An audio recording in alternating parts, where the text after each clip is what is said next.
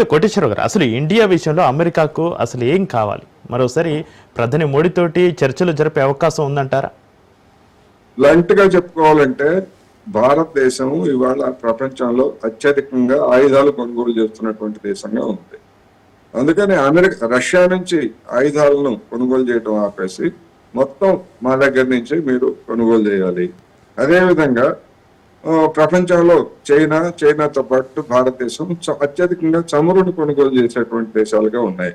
మా దగ్గర కూడా అపరిమితంగా చమురు ఉంది.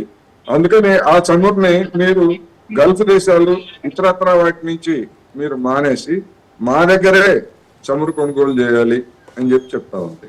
ఇట్లా ప్రతిదీ మా దగ్గరే, అన్ని మేమే ఇస్తాం కదా, అన్ని మేమే చేస్తాం కదా అనేటువంటిది అమెరికా చెప్తా ఉంది. రెండవది, రాజకీయంగా చైనాను దెబ్బతీయాలంటే మీరు మాతో కలిసి రావాలా అంటే మన భుజం మీద తుపాకీ పెట్టి చైనాని కాల్చాలని, అదేవిధంగా మన భుజం మీద తుపాకీ పెట్టి రష్యాను కాల్చాలని చూస్తూ ఉంది. ఈ మూడు అంశాలు కనుక మనం అంగీకరించేట్లయితే మన దేశం నాశనం అయిపోతుంది. ఎందుకంటే ఒకసారి అమెరికా చేతికి చిక్కితే మన జుట్టు పట్టుకొని ఏటైనా తిప్పొచ్చు, ఈడ్చి కొట్టవచ్చు. ఒకసారి మన జుట్టు అందించిన తర్వాత మనం ఏం చేయలేము. అందుకని ఏ ఒక్క దేశం మీద కూడా ఆధారపడేటువంటి పరిస్థితి ఉండకూడదు. ఇంధన రంగం కావచ్చు, ఆయుధాల విషయంలో కావచ్చు, లేదా ఇతరత్ర రాజకీయ విషయాల్లో కూడా ఒకళ్ళ వెంట కనుక మనం పోయేట్లయితే అది మనకి నష్టము. అందుకనే జాగ్రత్తగా వ్యవహరించాల్సినటువంటి అవసరం ఉందనేది మనం చెప్పుకోవాలి. అయితే కోటేశ్వరరావు గారు, G7 దేశాల్లో కెనడా కానీ, ఫ్రాన్స్ కానీ, జపాన్ కానీ, జర్మనీ కానీ, ఇటలీ కానీ, ఈ దేశాలు ఏ దేశమైనా కొన్ని సానుకూలంగా భారత్ తోటి పయనించే అవకాశం ఉందంటారా? సత్సంబంధాలు ఏ విధంగా ఉన్నాయంటారు? ఏ దేశాల్లో ఏ దేశంతో మంచి సంబంధాలు కలిగి ఉందంటారు? ఒక భారతదేశంతోనే కాదు, జపాన్ అమెరికాకి మిత్ర దేశం. రష్యాకి మనకి ఎట్లాగైతే రక్షణ ఒప్పందం ఉందో, జపాన్ కి అమెరికాకి అదే విధమైనటువంటి రక్షణ ఒప్పందం ఉంది. అదేవిధంగా నాటో పేరుతోటి ఐరోపా దేశాలకి అమెరికాకి ఒప్పందం ఉంది. అయినప్పటికీ వాళ్ళ ప్రయోజనాల రీత్యా వాళ్ళ వస్తువులు కావచ్చు, లేదా వాళ్ళకు అవసరమైనటువంటి వస్తువులు కావచ్చు, వాటిని కొనుగోలు చేసేందుకు లేదా అమ్మేందుకు చైనాతోటి వాళ్ళందరూ కూడా సంప్రదింపులు జరుపుతున్నారు అనేక దేశాలు. అందుకనే ఇప్పుడు అమెరికా వాడు మీరు చైనా వస్తువులు కొనొద్దు అని చెప్పేసి ఆ ఐరోపా దేశాలని ఆదేశించే స్థితిలో లేడు. అదేవిధంగా జపాన్ కూడా, జపాన్కి మీరు, ఎందుకంటే జపాన్కి చైనాకి మధ్య వాణిజ్యాన్ని చూసేట్లయితే సరిసమానంగా ఉంది. జపాన్ నుంచి చైనా ఎన్ని దిగుమతి చేసుకుంటా ఉందో, చైనా నుంచి జపాన్ కూడా అన్ని దిగుమతి చేసుకుంటా ఉంది. అటువంటి స్థితిలో అమెరికా వాడి మాటలు నమ్మి జపాన్ వాడు ఎందుకు చైనా మార్కెట్ ని నష్టపోతాడు? జపాన్ లో దొరకని వస్తువులు చైనా వాడు ఇతర దేశాల నుంచి కొనుక్కుంటాడు. కానీ జపాన్ కి ఆ మార్కెట్ ఉండదు కదా, చైనా అంత పెద్ద మార్కెట్ ఉండదు కదా. ఇది ప్రతి దేశము వాళ్ళు చూస్తున్నటువంటిది. అందుకనే ఎంతకాలం ట్రంప్ ఈ విధమైనటువంటి పిచ్చి పనులు చేస్తా ఉంటాడో మనం కూడా చూద్దాం. తర్వాత మనం ఒక వైఖరి తీసుకుందాం అనేటువంటిది అనేక దేశాలు వేచి చూస్తున్నాయి. ఐరోపా కానీ, జపాన్ కానీ, ఆస్ట్రేలియా కానీ, ఇవన్నీ కూడా చైనా తోటి ప్రత్యక్షంగా ఘర్షణ పడటానికి అవి వాళ్ళైతే సిద్ధంగా లేవు. అయితే కబుర్లు చెప్పొచ్చు మధ్యలో, కానీ వాస్తవంగా చెప్పాలంటే అటువంటి స్థితిలో లేవు.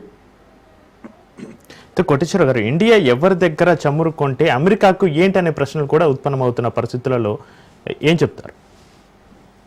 మన దేశం మన ఇష్టం అండి. ఇప్పుడు ప్రపంచ మార్కెట్ లో ఎక్కడ $1 తక్కువగా ఉంటే అక్కడ కొనుగోలు చేస్తాము అంతే తప్ప అమెరికా వాడు చెప్పినట్టుగా నువ్వు ఇరాన్ దగ్గర కొనుగోలు చేయొద్దని చెప్తే మన దేశం ఆపేసింది. అది మనకు అవమానకరం కదా. వాడేవాడు చెప్పడానికి ఇరాన్ దగ్గర కొంటామా, లేకపోతే రష్యా దగ్గర కొంటామా, లేకపోతే ఇంకోళ్ళ దగ్గర కొంటామా అనేటువంటిది. మనది ఒక రిపబ్లిక్, సర్వసత్తాక దేశం అంటే మన ఇష్టం. మనదేం వలస దేశం కాదు, అమెరికాకి వలస దేశం కాదు కదా. అమెరికా ఎవరు చెప్పడానికి, మనకి షరతులను నిర్దేశించడానికి. అందువలన మనకి ఏది లాభం అయితే మనం అదే చేస్తాము. ఇప్పుడు రాఫేల్ విమానాలు ఉన్నాయి, అవి మంచివి అనుకొని ఫ్రాన్స్ దగ్గర కొన్నాము. అదేవిధంగా మనకు అవసరమైనటువంటి సుదర్శన్ చక్రం అని మన ఆపరేషన్ సింధూర్ లో చెప్పినటువంటి S-400 క్షిపణి వ్యవస్థలని మనం రష్యా దగ్గర నుంచి కొన్నాము, మీరు రష్యా దగ్గర నుంచి కొనడానికి వీల్లేదు, మీ మీద ఆంక్షలు పెడతామని చెప్పేసి అమెరికా బెదిరించింది. అయినా వాడెవడు? మన రక్షణ, మన వ్యవహారం. అందుకని మనం ఆ ఆంక్షలన్నింటిని కూడా ధిక్కరించి రష్యా దగ్గర నుంచి కొనుగోలు చేశాము. ఇంకొక 2 వ్యవస్థలు రావాల్సి ఉన్నాయి, అవి వచ్చే ఏడాది ఆ తర్వాత సంవత్సరంలో డెలివరీ చేస్తామని చెప్తా ఉంది. లేదు భారతదేశంలో కనుక మీరు ఒక స్థలము అది ఇచ్చేటైతే ఇక్కడే మేము తయారు చేసి పెడతామని చెప్పేసి కూడా రష్యా చెప్పినట్టుగా వార్తలు వచ్చాయి. అందుకని మనది ఒక ఇండిపెండెంట్ కంట్రీ. ఆ ఇండిపెండెంట్ కంట్రీ మీద ఇంకొకటి ఎవడు మన మీద పెత్తనం చేయడానికి? అమెరికా కావచ్చు, బ్రిటన్ కావచ్చు, ఎవడైనా, చైనా కావచ్చు, ఎవడైనా మన మీద పెత్తనం చేయడానికి ఎవరికి వాళ్ళకి ఏం రైట్ లేదు. మనం లొంగిపోతే మాత్రం ఎవడైనా మన మీద పెత్తనం చేస్తాడు. అయితే కోటేశ్వర గారు, ఇప్పుడున్న పరిస్థితులలో చైనాని భారత్ ఎంతవరకు నమ్మొచ్చు అంటారు? ఇప్పుడున్నటువంటి పరిస్థితుల్లో అంటే 62లో 2 దేశాల మధ్య యుద్ధం జరిగింది. 62 అంటే పోయిన శతాబ్దిలో 38 సంవత్సరాలు.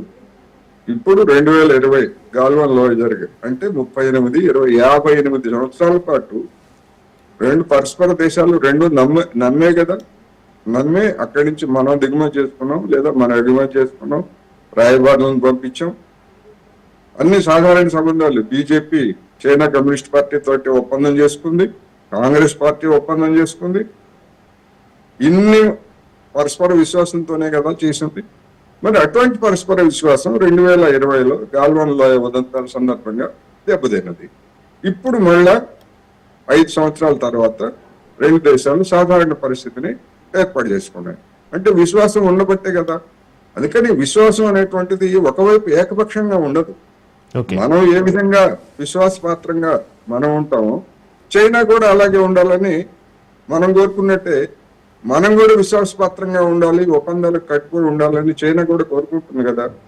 అందుకని 2 దేశాలు పరస్పర విశ్వాసంతో ఉండటం తప్ప శాశ్వతంగా ఉంటాయని కానీ ఉండవని కానీ ఎవరు చెప్తాం? అందుకని ఒక విశ్వాసం ముఖ్యం. ఇప్పుడు వివాహానికి ఏంటి ప్రాతిపదిక ఏమిటంటే విశ్వాసమే కదా, భార్యాభర్తల మధ్య పరస్పర విశ్వాసం.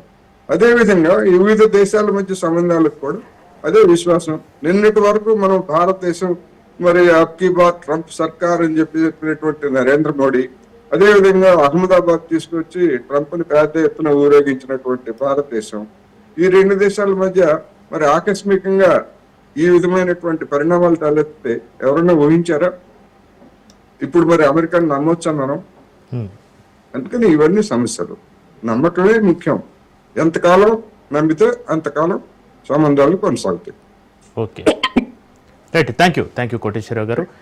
ఇది ఇటు అమెరికా అటు చైనా ఏ దేశం తగ్గడం లేదు, సై అంటే సై అంటున్నాయి. తాజాగా ట్రంప్ ప్రభుత్వానికి డ్రాగన్ కంట్రీ షాక్ ఇచ్చింది. రష్యాతోటి దోస్తీపై జిన్పింగ్ కు డొనాల్డ్ హెచ్చరిక జారీ చేశారు. దీంతో ఘాటుగానే కౌంటర్ ఇచ్చారు బీజింగ్ పెద్దలు. రష్యా నుంచి చమురు కొనుగోలును వెంటనే నిలిపివేయాలని, లేదంటే చైనాపై 100% పన్నులు విధిస్తానన్నారు ట్రంప్. చైనా విదేశాంగ మంత్రి వాంగ్ యీ మాట్లాడుతూ యుద్ధం సమస్యను పరిష్కరించలేదు, ఇదే సమయంలో పలు దేశాలపై ఆంక్షలు సమస్యలను క్లిష్టతరం చేస్తాయన్నారు. ప్రస్తుతం చైనా ఎలాంటి యుద్ధం చేయడం లేదని వారు వ్యాఖ్యానించారు. మున్ముందు అమెరికా ఎలాంటి చర్యలు తీసుకుంటుందో చూడాలి.